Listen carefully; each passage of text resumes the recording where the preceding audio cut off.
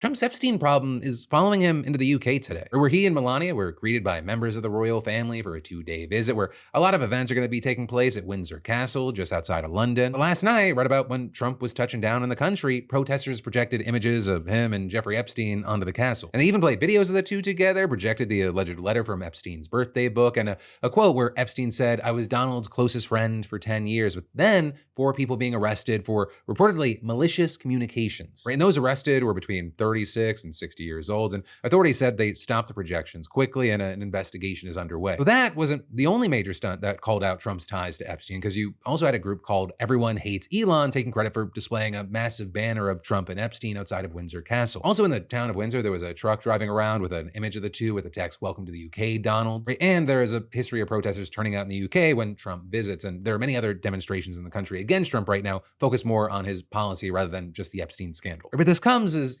Epstein is a hot button issue over there, right? Because at least for the first thing, the Prince Andrew of it all. But then also, just last week, Prime Minister Keir Starmer fired the country's ambassador to the US over his ties to Epstein. Where you had multiple news outlets publishing emails that the ambassador had sent to Epstein, including one where he suggested that Epstein's conviction was wrongful and should be challenged. So you had Starmer saying, if he had known about this, he would have never appointed him. And he claimed those emails cut across the whole approach that I've taken on violence against women and girls for many years and this government's. Right, and all of this as Starmer is set to meet with Trump during the visit to discuss a tech deal, the war in Ukraine, and a lot more. So it is expected that they're likely going to face Epstein-related questions during this time as well, especially because in addition to everything happening in the UK, over in the States, we're getting Epstein updates. Because the House Oversight Committee just released the transcript of Attorney General Bill Barr's deposition yesterday, and in some standout moments, he shut down conspiracy theories about Epstein's death, saying, quote, "It was undoubtedly suicide," with Barr claiming that there was evidence about his state of mind pointing to suicide, and he just didn't think that it was possible for someone to reach Epstein without being caught on camera. He even called the video the icing on the cake, though he did acknowledge that there did appear to be a blind spot in the footage, as well as other errors made in the prison. And then, as far as Trump, you had Barr saying that he only discussed Epstein with the president on 2 occasions. One, when Epstein came up as the news of the day in a conversation, and Trump apparently said he had broken things off with Epstein a long time ago and pushed him out of Mar-a-Lago. And then also when Barr informed Trump of Epstein's death, with Barr apparently telling Trump something to the effect of,